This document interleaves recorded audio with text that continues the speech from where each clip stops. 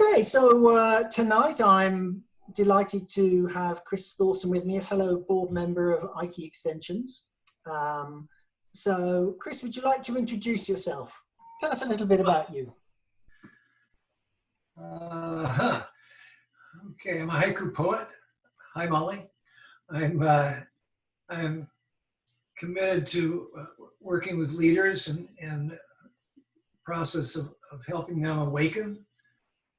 I've been blessed to work with half a dozen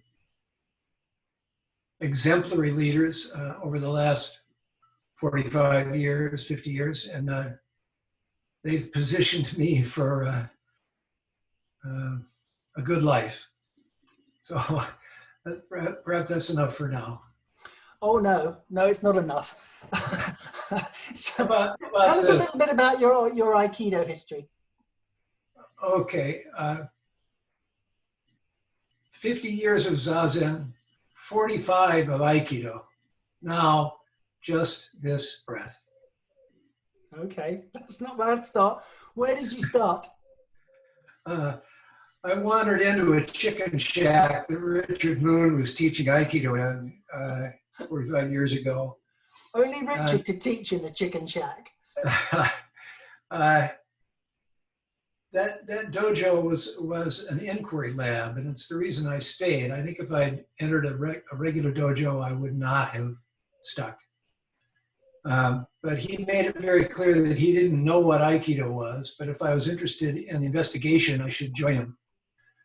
So I did, and it's been a deep investigation. So Richard was the beginning. He comes out of Nado, and so I'm influenced by Nado, who got a scroll from O-sensei when he left training with the founder, and the scroll said, "Teach the Aikido that cannot be seen with the human eye." And that has influenced all my work, both on the mat and off, certainly with leaders. So what came first, the Aikido or the professional consultancy? I got into Aikido because I was an employee assistance consultant, which means I was doing referral work for people in the workforce in Marin County, California. And I had no training, I had no university background, so I was in over my head from day one and began to work with police officers and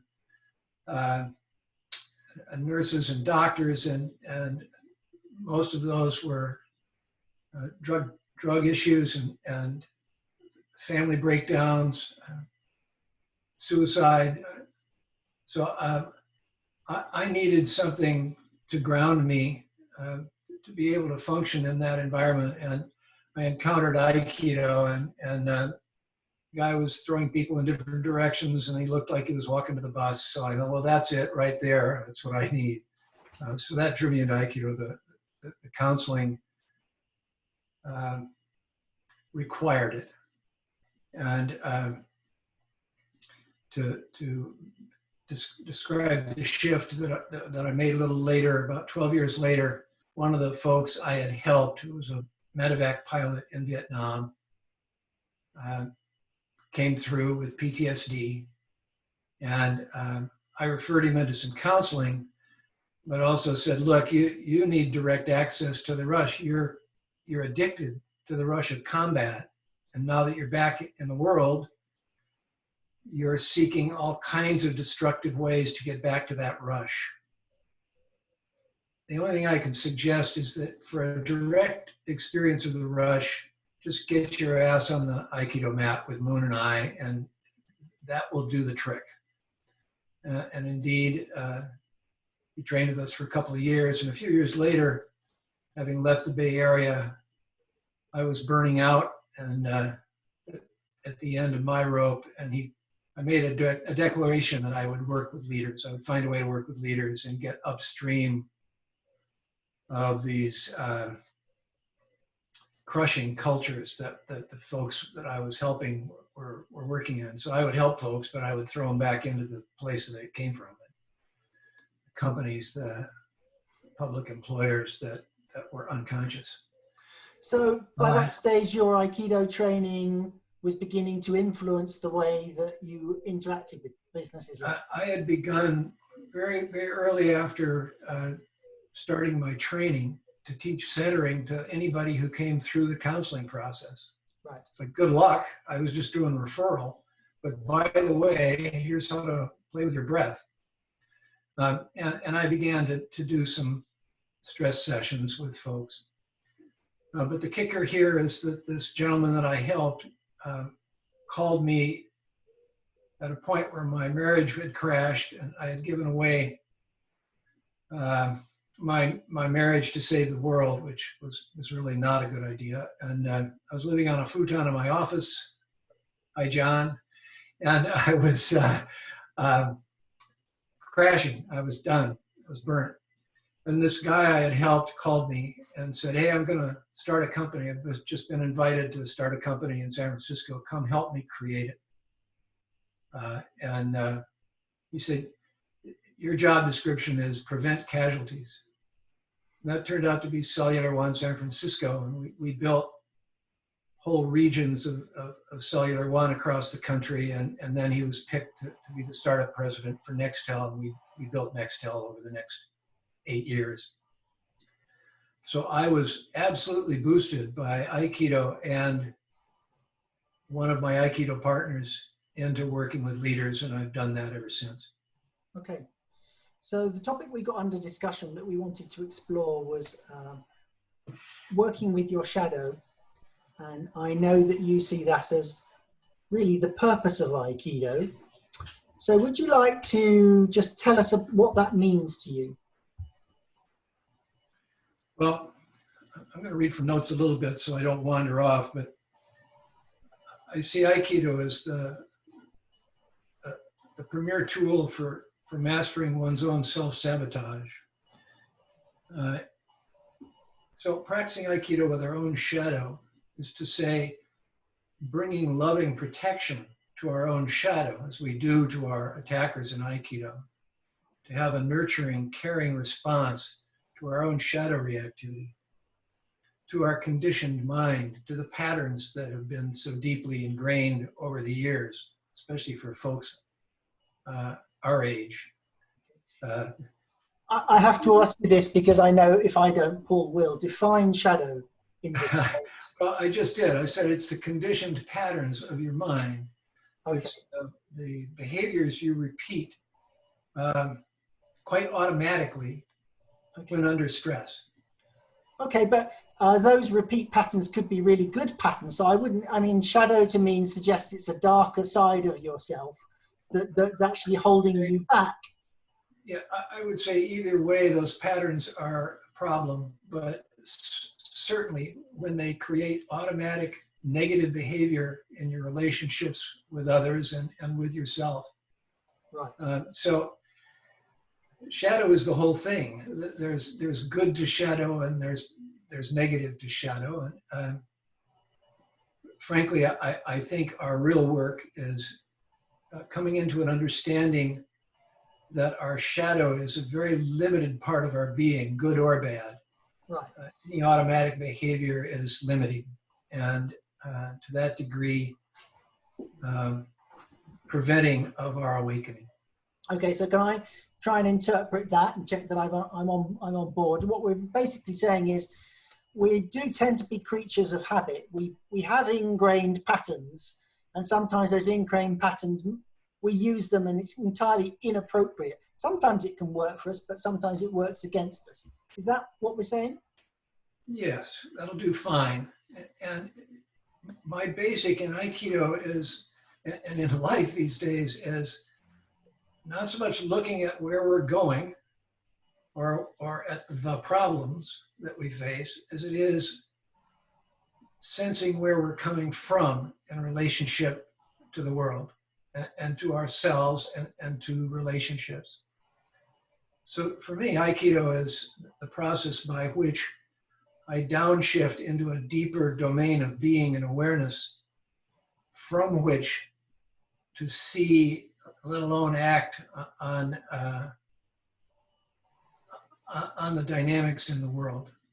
Okay. So this is really the question of where you're coming from. Are you coming from your conditioned mind, from your shadow, or are you coming from an unconditioned mind? Okay, so how does Aikido help us explore this? Well, if I went for a quick definition of Aikido, I would say it's based in 3 principles, what I'll call deep presence, harmonious, resonant relationship as the second principle. And the third I hold is the principle of not knowing. You could say positively the principle of curiosity or inquiry itself. So presence, harmony, and inquiry I hold as the critical principles of Aikido. Okay. And in relationship to the shadow, this has to do with the difference between what I call, or what we all call, I believe, waza and do. So in Aikido, waza is the techniques, the methodology, the teaching. Do is the state of experience, or the domain of being from which Aikido emerges. I'm, through my training with Moon, as well as Nado, I'm very focused on the Do as more important than the Waza. The Do being the Tao, the Do of Aikido. Right. So what is the actual domain of awareness, domain of being, out of which Aikido and all else arises? And can we shift to that when faced with dilemmas in the world or our own shadow reactivity in response to those dilemmas? Can we shift? What is it about Aikido training that helps us bring about this presence and ability to harmonize? I'm not sure I heard the question, but I think we're all familiar with center ground flow, which is the essence of presence.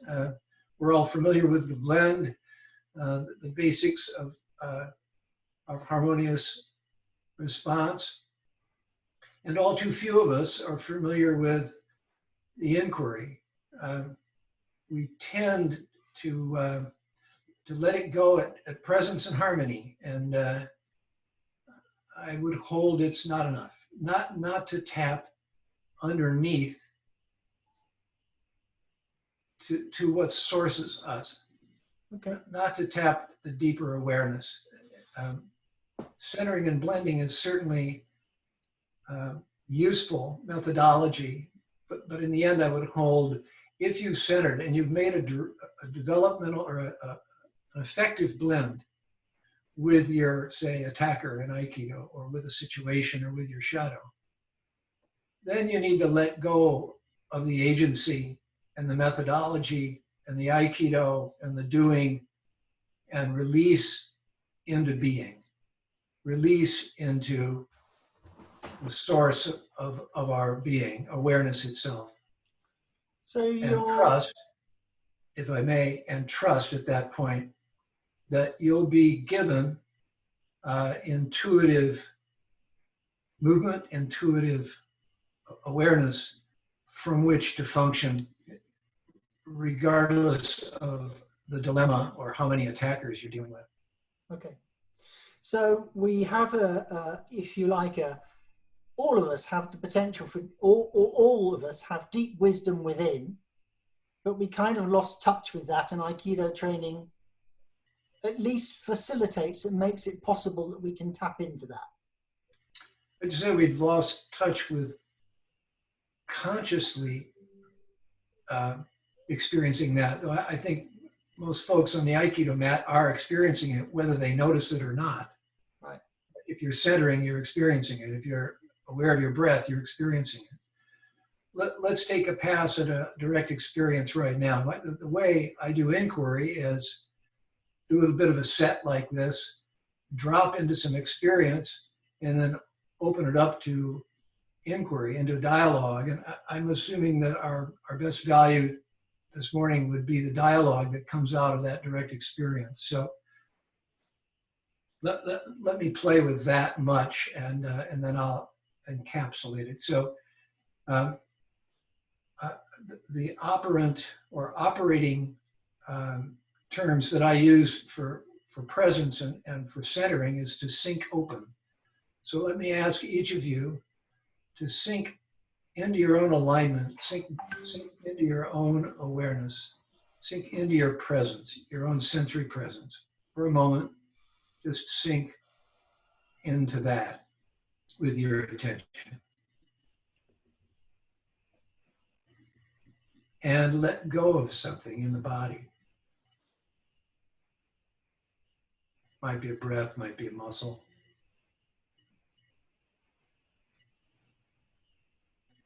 And now let go of something else.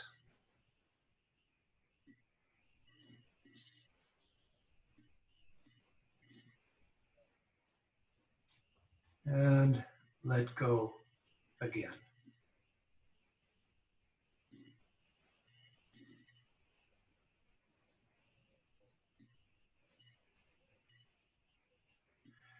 This is the direct experience of awareness. This is the experience of our own spirit, the experience of consciousness itself. This simple presence. Let go of something else. And feel, sense the field of body sensation.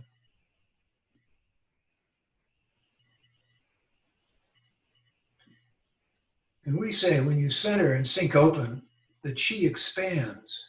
You don't have to extend it. If you let go, the chi field opens. We could say spherically in all directions. So one more time, sink open and imagine, allow the field of your sensation to go beyond the body.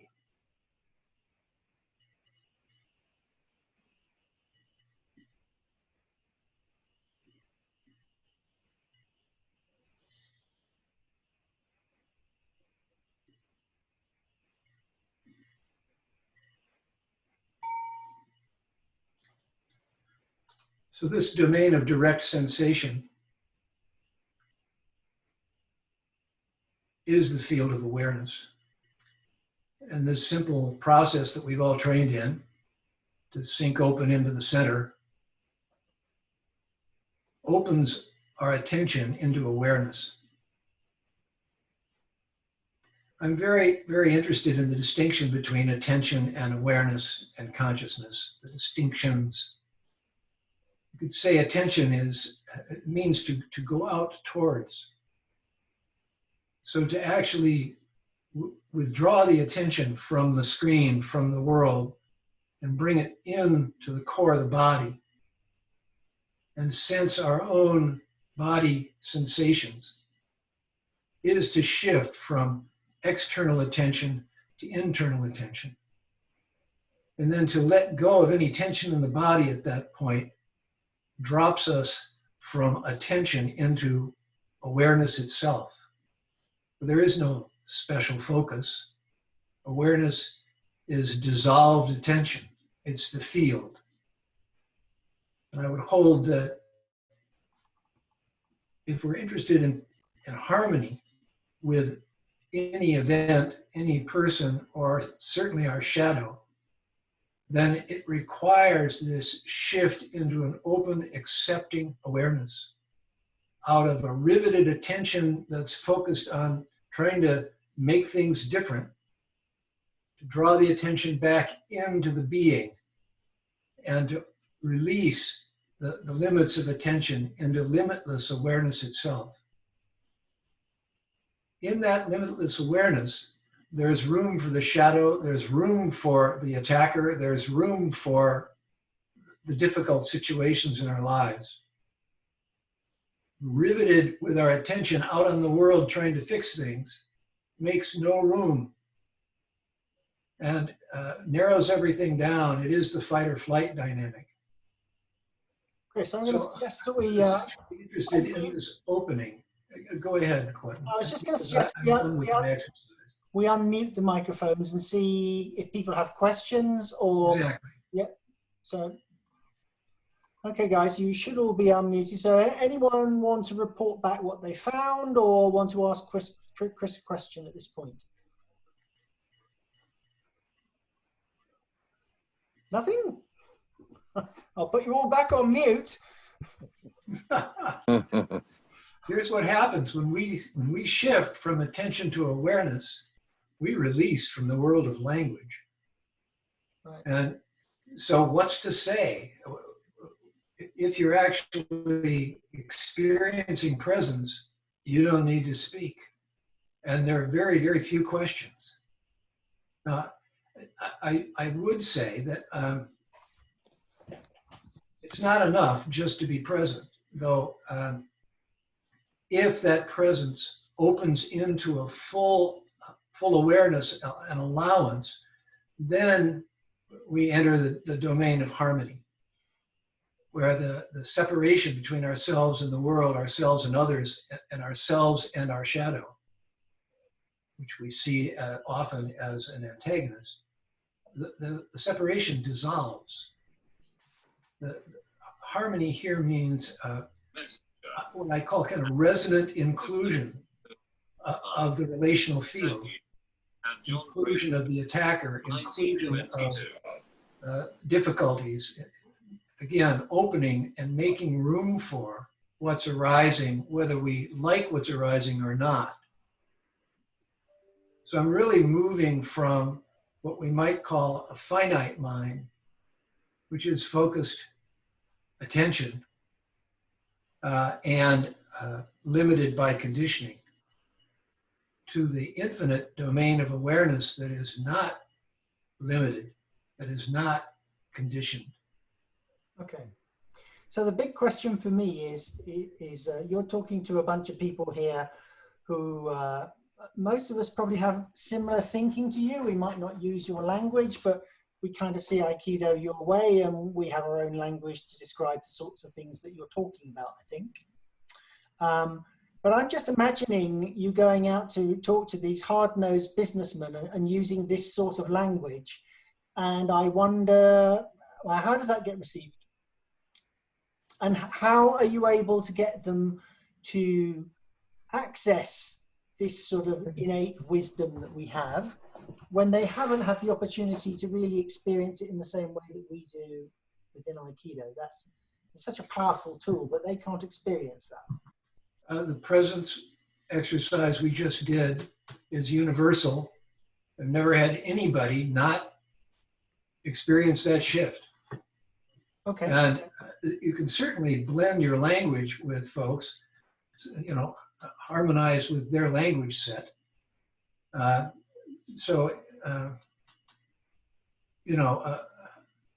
Silent listening is a way of getting at it. I remember going around the country with the cellular build out, finding myself in Lafayette, Louisiana, surrounded by good Christians, and realizing that if I called key the Holy Spirit, they were right in sync with me. So, oh, that's what you mean. Well, no, why didn't you say so? So frankly, you know, I worked in 30 cities in about over several years, and what we did was to teach dialogue as a verbal form of Aikido, Bohm's dialogue. So we began by developing the inquiry environment with dialogue. Once we opened the dialogue process, which is absolutely dependent on grounded presence and harmonious listening, then we could say, well, let's play with some physical examples of these same principles. And then we'd share the Aikido in slow motion. Can you give us an example of where you came across people who just were not going to make it without some of these skills, and how you turned it around and what the difference was? I'm not sure what you mean by encountering someone who's not going to make it. Well, it's people who are struggling in business, perhaps because their leadership skills were severely lacking for in the way business is growing. So what worked initially isn't working now.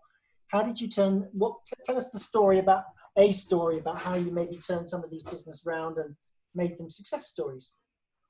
Well, if folks were in resistance, there was not a lot I could do. And I didn't attempt to push people. On the other hand, if someone in resistance was facing a critical dilemma, then there was an opening. So, for instance, I worked with an executive who was trained with 25 years in Reynolds Tobacco. And Reynolds Tobacco's culture was, screw you, get back to work. So this guy, because of the universe nudging him without him realizing it, decided to change jobs. So he moved from Reynolds Tobacco in the Far East to Tupperware Pacific as the head of Tupperware Pacific. Well, it turns out that Tupperware Pacific was maybe 6 folks on the leadership team, most of them men, and 2,000 women. So screw you, get back to work, wasn't going to cut it. And I found myself offered to him as a coach as an opportunity to deal with the fact that his team wanted him fired.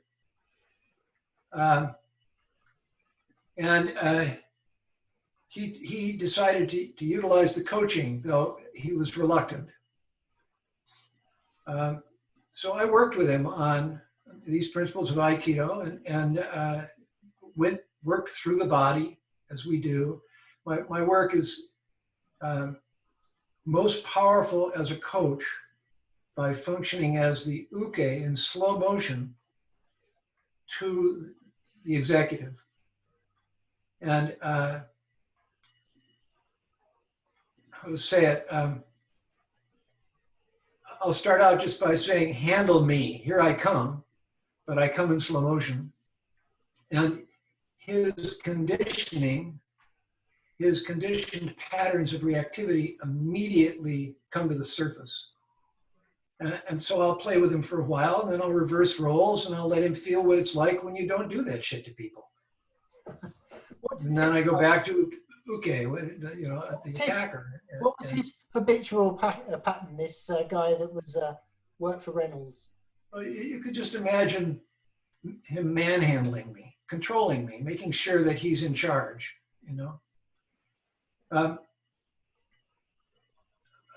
He had to win his team over, and to do that,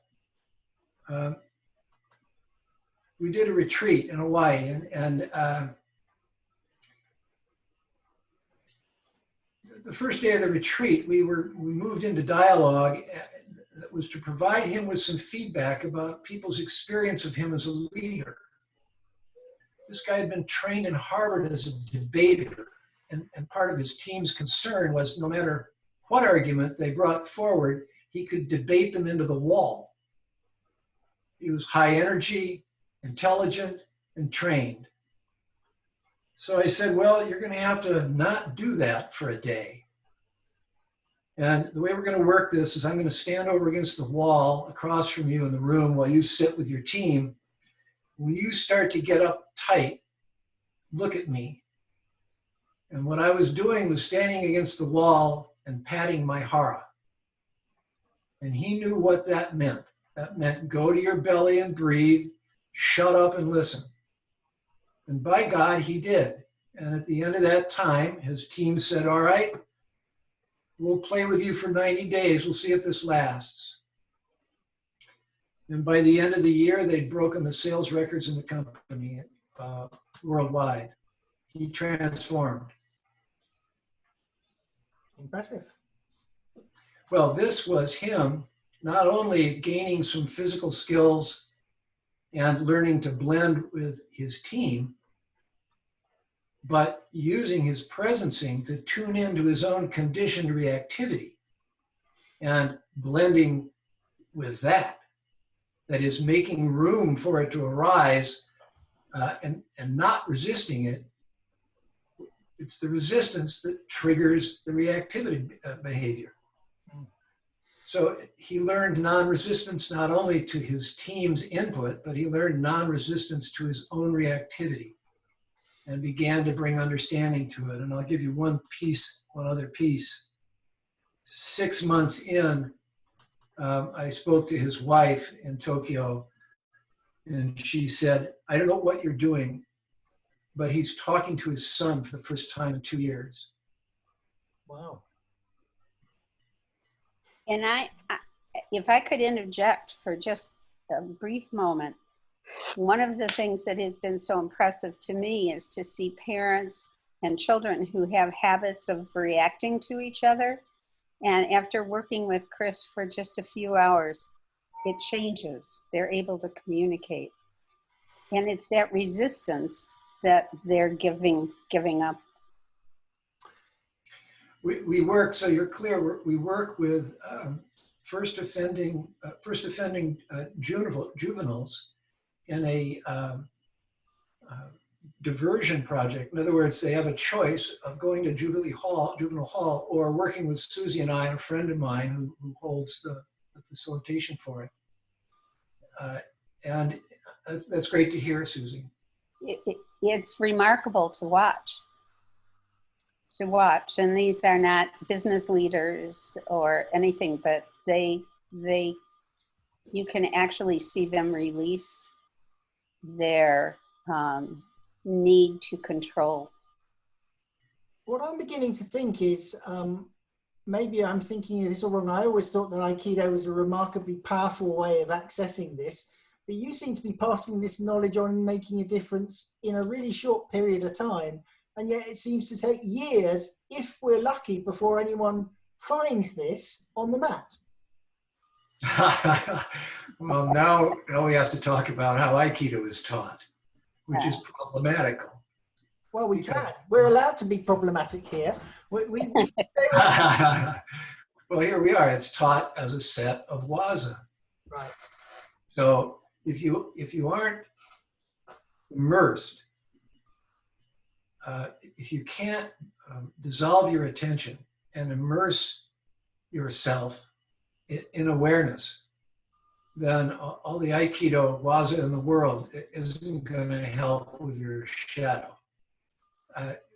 You have to be able to make this inner shift. As far as I'm concerned, Aikido is the practice of having someone run at me to give me my rush so that I can open instead of close, so that I can shift into open awareness rather than close down and lock into taking some controlling move to protect myself, like a waza, like slamming an Aikido technique on somebody. Right. So most of my Aikido is centering and blending enough that they dissolve such that the throw is never required. And indeed, it looks like Aikido waza. Might even be an exact form of Shionage or something. But it's not because I'm applying Shionage, it's because I'm listening to their energy. And guess what? Their energy is resolving itself in Shionage. I'm following, not leading in that sense. Yeah. Let me speak for a minute to a verbal way of doing Aikido with our shadow. In a certain sense, Aikido with the shadow requires irony. That is, you need to face the truth of your shadow reactivity. You need to face the pattern, face into it, enter into it, and go deeply into the experience of your pattern, the opposite of resistance. Actually dive in to your shadow reactivity. I do that viscerally, somatically. But I have a friend who's deeply committed to the somatic work, by the way,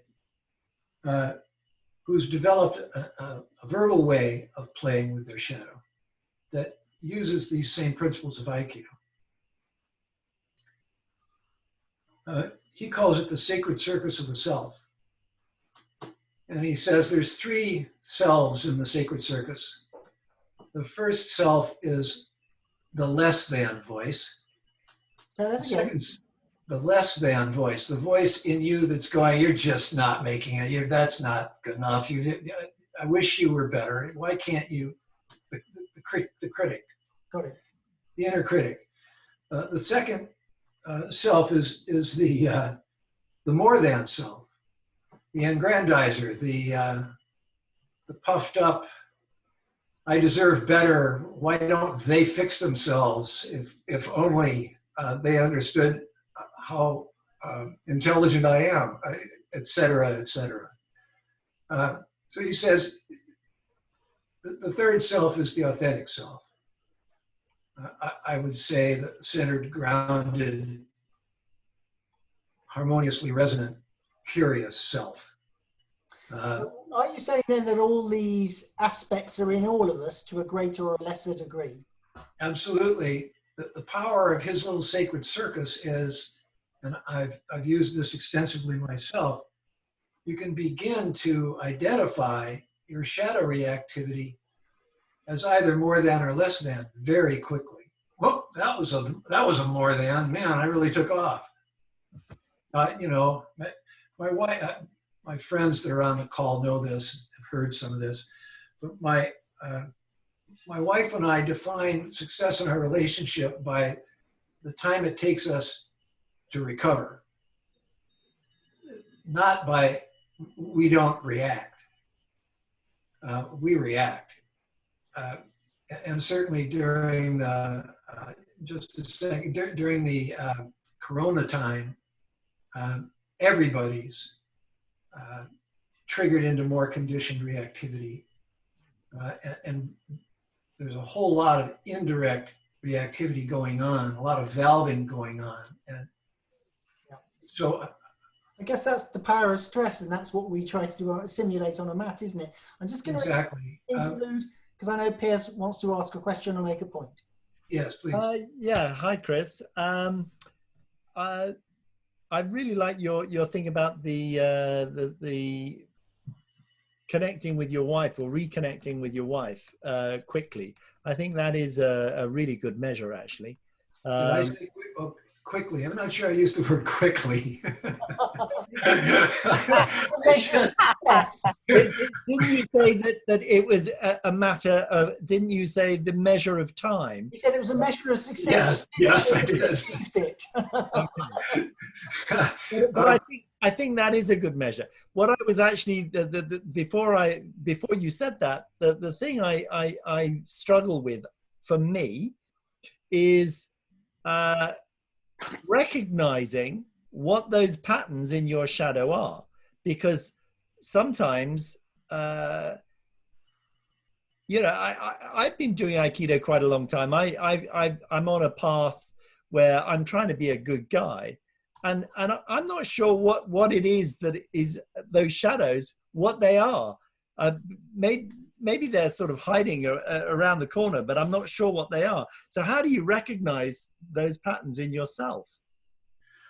When you implement behavior that you wish you hadn't, that when you are so reactive and so automatic that you go into depression or anger or other difficult feelings before you know it, you're lost before you realize it. And you know, the evidence in our relationship is that the recovery from shadow reaction in our relationship has gone from a week to days to hours. So how do you recognize shadow? Any conditioned behavior that gets triggered that you are not consciously choosing. Anything where you feel you're driven rather than at choice. Would anybody else like to take a shot at what shadow means? What you're basically saying is anything that makes you feel uncomfortable, so you're not centered at that point in time, that's something that you need to go back and have a look at. What did you do that made you feel uncomfortable? Was it because you lost your temper, or because you backed off when you know you should have stood up for it, or you were very stubborn and you shouldn't have been, whatever it, or you lied, or whatever it was? Anything that makes you feel uncomfortable, you have to go back and examine that and decide whether that's a pattern. Now you're aware of it, that you're going to carry on in the future, you're going to work to eliminate. Let me take one more step with the sacred circus. So let's assume for a minute you've identified that you went into a behavior that did not serve you, and you couldn't control. You couldn't control yourself. That's shadow conditioned reaction, and you realize that has happened to you. What my friend Sacred Circus does, the Aikido of his Sacred Circus, is he first of all names it. He says, "Wow, there's that gut-wrenching anger reaction I have when my wife looks at me like my mother used to." So there it is. So what he does is name it. He says, well, it's okay, this is mother reaction. Then he has a dialogue. He invites his mother reaction to sit down across from him in an imaginary chair, and he asks that behavior, that pattern, what is it you want? Why do you keep visiting? What is it that I have not addressed in my life that means you have to keep reminding me? Why are you repeating? What do you want? Okay, can I ask a question, Chris, then? So I think that's really interesting, because I thought you were going to say that you would maybe ask some of those questions of the person that's just triggered you. So, but you didn't. So, no way. so for me, if I say something personal to me, I have a very good relationship with a lovely partner, but it seriously pisses me off when she tells me, "Oh, what I would do is this," and I think, yeah, but you're not me. If I wanted to do that, I would do that. But I don't want to do it, so you don't need to tell me. So, right. So that's a trigger. So do I ask myself what the hell's going on in me? Yes. Okay. You know, there's someone on the call that works very deeply with triggered behavior. Paul, maybe you can address how you see Aikido relating to dealing with the shadow. Yeah, I think we should give Piers some counselling now. It sounds good to me. Thank you, guys.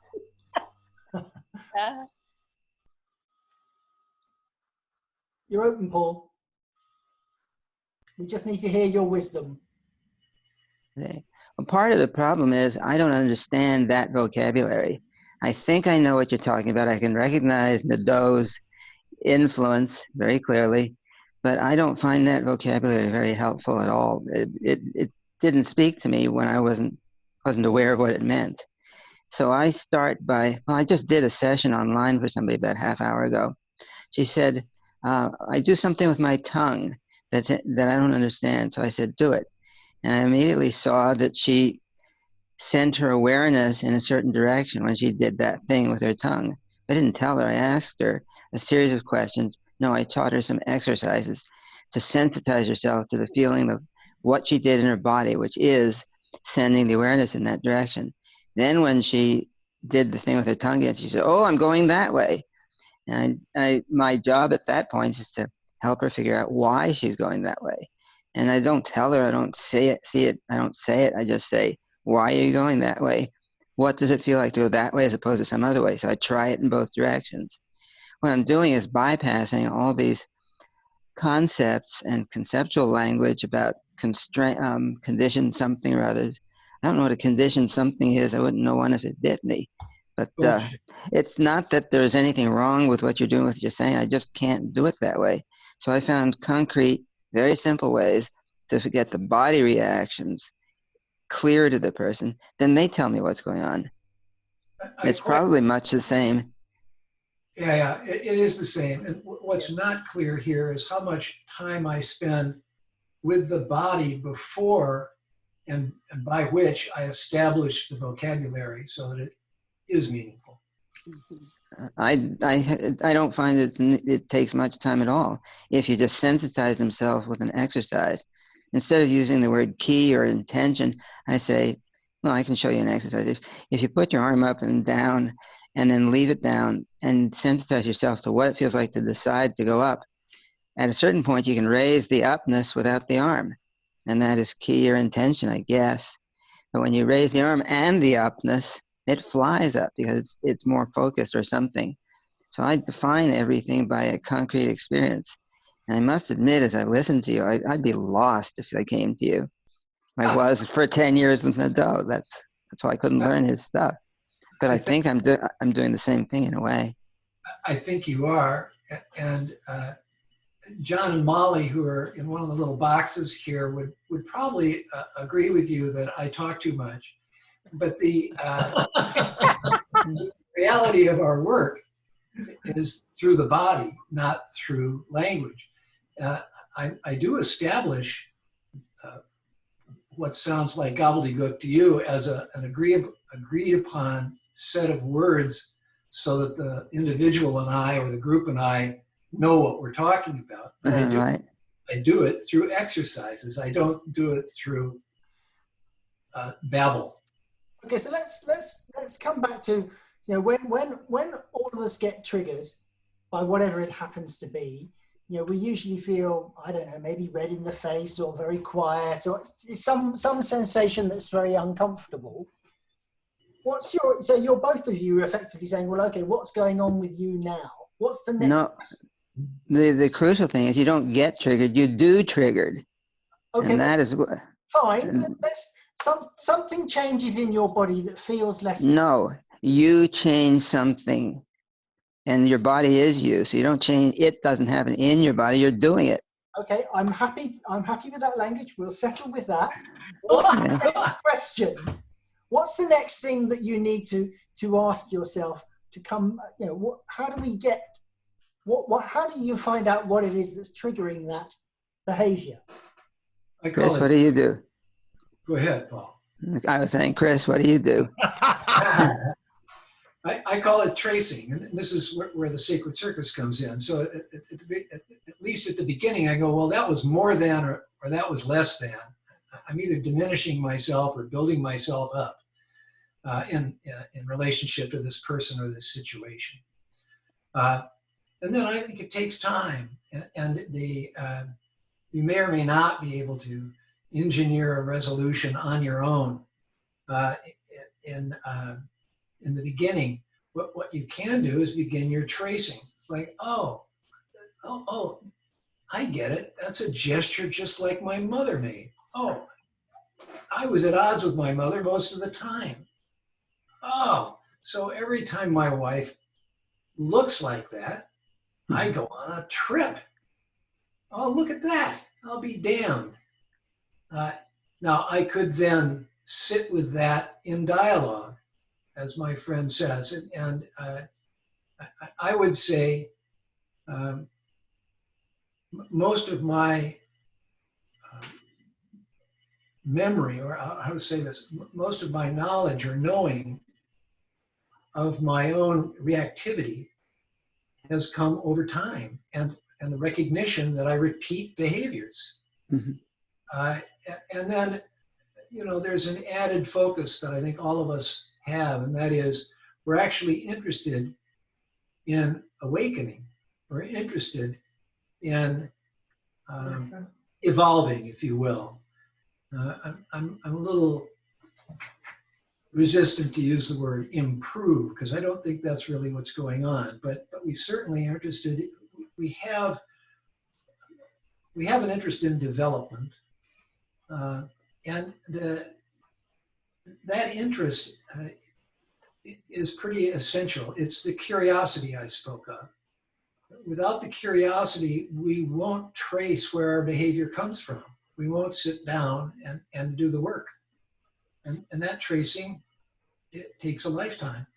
Okay, Chris, so I want to take it in. So I could think of things that trigger me, and I think it would be very similar to Piers, and we'd probably both come up with similar reasons as to why we get triggered in these situations. He's my brother, in case you don't know everybody else. What's the next question? So I recognize this behavior. I know why I'm doing it. What's the next stage? Well, as I said, to actually sit in dialogue with yourself, with that part of yourself. Why are you doing this? Why are we still, you and I, still in this dance? But my mother died years ago. What possible use has this? And my experience is, the deeper the dialogue goes, the less the hold that part of my being has, because it's been recognized, allowed, and embraced. So the conscious recognition, acknowledgement of that helps you let go of it over time. Yes, especially if you're interested in evolution and development. In other words, it's work. You need to hold yourself accountable. I actually would like to say on your behalf that I had at one stage, well, I still have a daughter, but at one stage I had a teenage daughter, and she was challenging, as most teenage daughters are, I'm sure, as are teenage sons. Anyway, I was in a group, a networking group, and there was a practitioner, therapist, I don't know what she called herself. Anyway, she wanted some computer help, so I gave her computer help, and she said, well, I'll give you a session. And I said, okay, well, I'm having issues with my daughter. So what she did is she said there were positions in the room, and she said, right, in this position, you're the daughter, and in this position, you're you. And I want you to say something to your daughter. And then I went to my daughter's position, and I had to answer to me. And I have to say, I did get quite a revelation and a better understanding of my daughter, because I really, truly put myself in her place. And actually, I think my relationship with my daughter helped because of that. And that's almost what you're saying, isn't it? It's you have that dialogue with yourself by putting yourself in that other person's place, and then being truthful with yourself. That's the Aikido. Yeah. I would say also that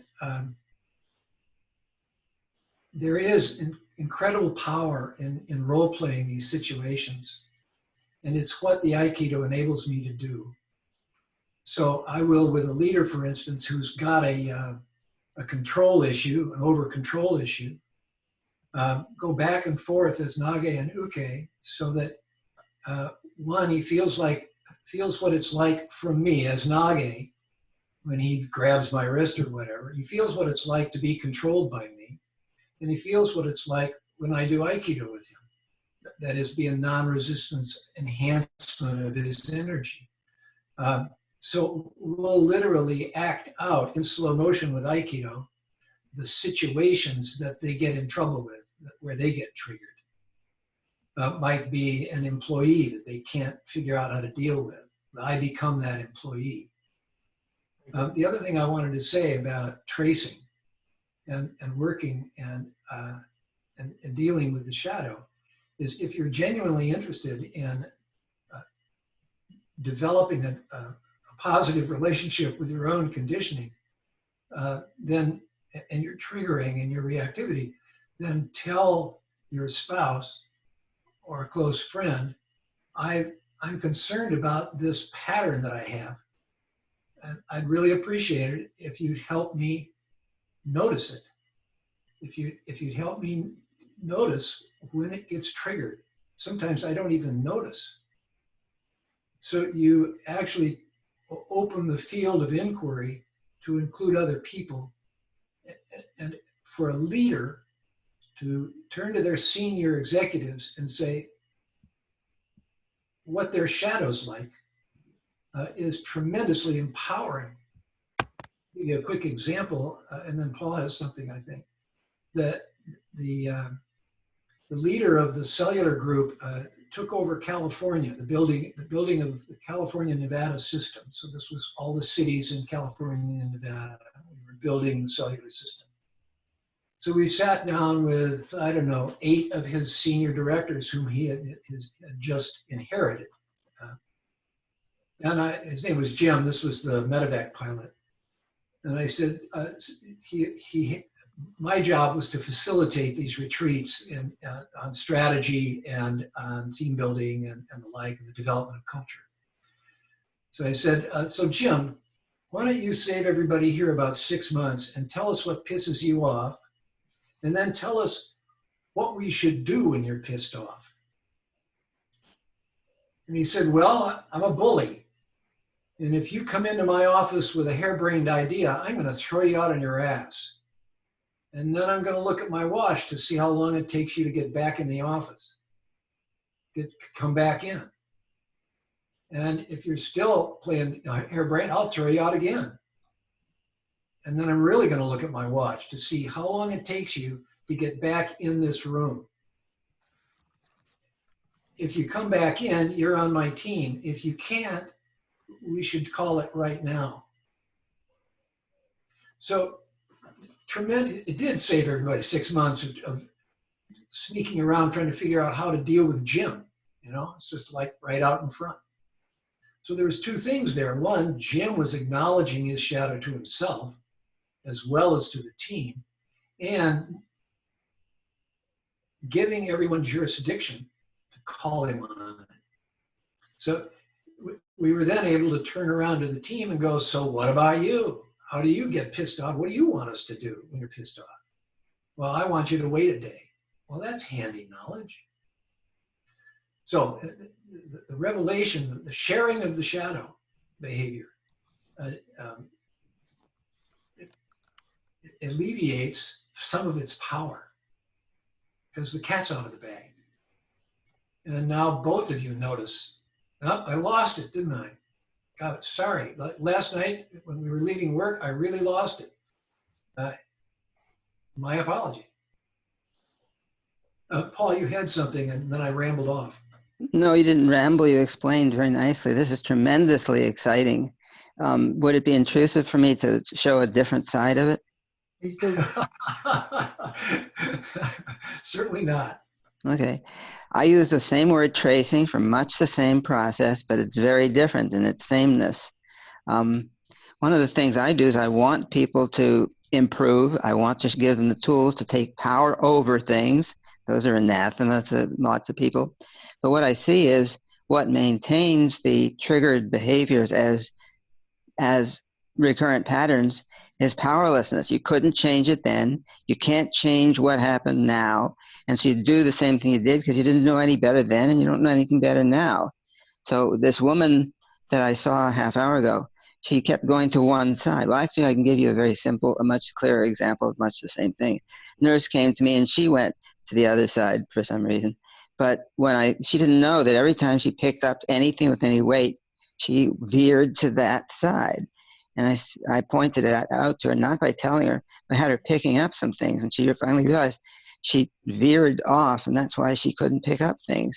I said, why is it so important to veer that way? And her eyes got big, and she said, oh, shortly after my divorce, my ex-husband came at me with a crowbar, hit me from that side, and raped me. And I was trying to defend myself, and I couldn't. And so she did that micro movement all the rest of her life. And then I showed her how to block it, step aside and blend with it, and then block it and kill the sucker. That felt right to her. So I think power over is important. It's crucial. That's what power is. If you don't have power over, if you can't control things, it's not power. But it has to be done from a place of equanimity, compassion, gentleness, calmness, and then you kill the sucker, and it's not violent. It's just what needs happening. You see? But I think we may be doing much the same thing, but the vocabulary is totally different, and I don't know how much the process is different. Some of it sounds very much the same, but Well, does that? Kill the sucker, the loving cut. Yeah, right. Well, I just say kill the sucker because it's common English or common American, I guess. But are we doing much the same thing? I think so. I think so. I think I've always thought so, Paul. I think we've been running these Thursday sessions for quite some time now, and right from the beginning, it was my idea that we practice all the time on the mat with our bodies, and here was a time to use our minds and redress the balance, if you like. So I wasn't going to do Bock and Carter or anything like that. This is the way I wanted to practice Aikido during COVID. And tonight, I think, has been the best example of how Aikido can be practiced in everyday life situations and make a real difference without the wuzzer, which everybody else gets, well, not everybody, but a lot of us get lost in. Anybody else got any questions, comments? Dimitri, would you like to unmute yourself? Yes, I did. Thank you. Well, I just want to say hello to Chris that I see for the first time. And I was very comfortable with the language that he used. And it made a lot of sense to me in my own training. And I wanted to share that in our everyday practice, whether it is practice on the mat or off the mat or meditation or doing silence. And every time conditioned patterns arise, either good ones, shadow, or bad ones, then what I normally do is, as soon as you recognize it, as soon as you become aware of that in yourself, then the minute you take a distance from that and don't immediately identify with that, you don't let it grab you, then you distance yourself, your being, from that conditioned pattern, then automatically it starts losing its power over you. Bingo. It is not you. So, because as soon as it takes you, it grabs you, and you have the illusion that you are it or it is you, then you are trapped in that, in your mind and in your body. But as long as you are aware, you look at it, even if it's awful, you look at it, you recognize it, but you don't reject it, you just accept it, that it's a part of your craziness at this moment, then it automatically becomes less and less, it shrinks, it starts shrinking, it loses its power. So in this way, it can become transformed and dissolve little by little, of course. And next time it may arise again, the same pattern. Then you look at it. Sometimes you might not have the time to look at it, but sometimes you do look at it. And then you take a distance from that, and you know that this is not you, this is not your being. Then it starts losing its power. It's the same like fear. When you look fear right in the eyes, it loses its power. Fear doesn't have any eyes. I think. I know. This is a matter of saying. When something really frightens you, then it starts shrinking. It becomes less. No, this is precisely what's exciting. It is you. You are doing it. It doesn't arise. It's like saying, if my arm arises, it'll fall down sometime. I raise it, I put it down. I take control over my body to create what I wish to be. And if I... is consciousness. In other words, you are doing it, but you tend to be unconscious of your triggered behavior. Exactly. Oh, if you're unconscious of it, then you're doing it without consciousness, of course. So you do it, but it is you. If you're not doing it, if it arises, if Quentin arises, how do I control that? It's not me. I agree with you, Paul. I did want to make one reference to Aikido that I forgot. That is, on the mat, in your mat training, the way you treat your uke is a reflection of your shadow. Whatever behavior you're exhibiting with your uke is how you treat yourself.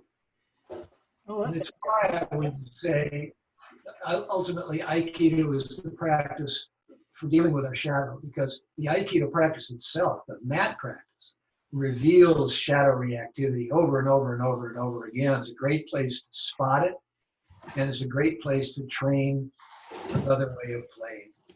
Yes. I thought I'd reappear from the gloom. Quentin, I think Steve had a question. Both Dimitra and Steve put their hands up. Steve, do you want to unmute yourself, or I'll unmute you? I'll try anyway.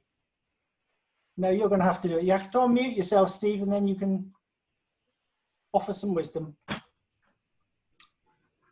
Okay. There we go. Go. I was going to ask Chris, when does he work primarily from body language, or does he work from voice, or both? Both. And probably. So I can only work half then, can't I? Well, It Chris, I means, should tell you that Steve's blind. Yes, I understand. But neither body language nor verbal language require sight. No, I agree. Yeah, so both those things, Steve, you can access if people help you feel what it is we're talking about, or the words mean something to you.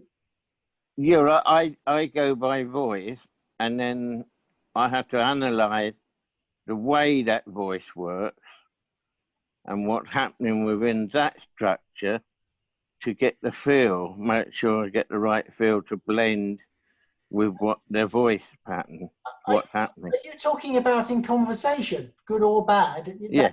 Yeah, okay. Yeah, I think we all do that. I hope. Yeah. But then you're also seeing body language, which is a Sure. totally different thing in a way. Although if somebody holding me, that's a form of body language.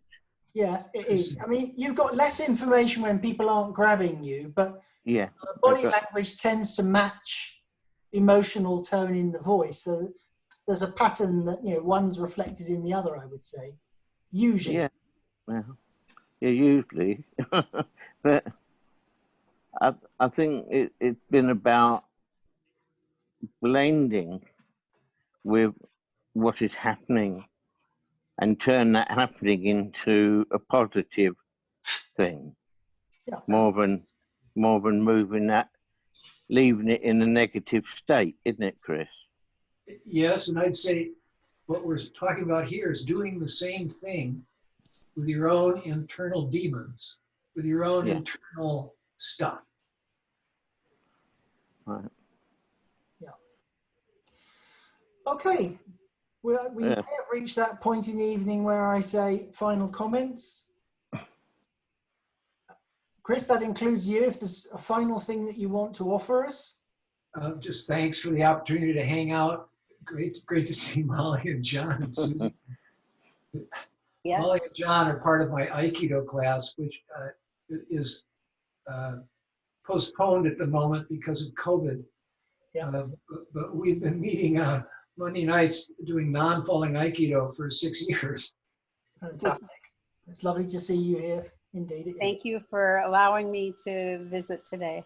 Anytime. Always welcome. Thank you. Okay, well then it remains for me just to thank Chris for sharing his thoughts. Really, I thought illuminating and something to think on for all of us, I think. And thank you everybody else for showing up.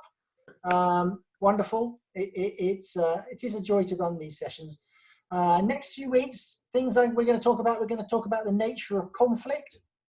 We're going to look at gratitude in Aikido. So there's a couple of things that we're going to bring up anyway. Still open to suggestions as well. Okay, so time to bye-byes. Thank stuff. you. Yeah. Bye, Steve. Bye, Derek. Yeah, bye. Bye. Bye, Paul. Bye, Thank you everyone. so much. Thank you, Chris. Thanks, Thank you, Chris. Quentin. Yes, bye, everyone. I'm going to close the room now.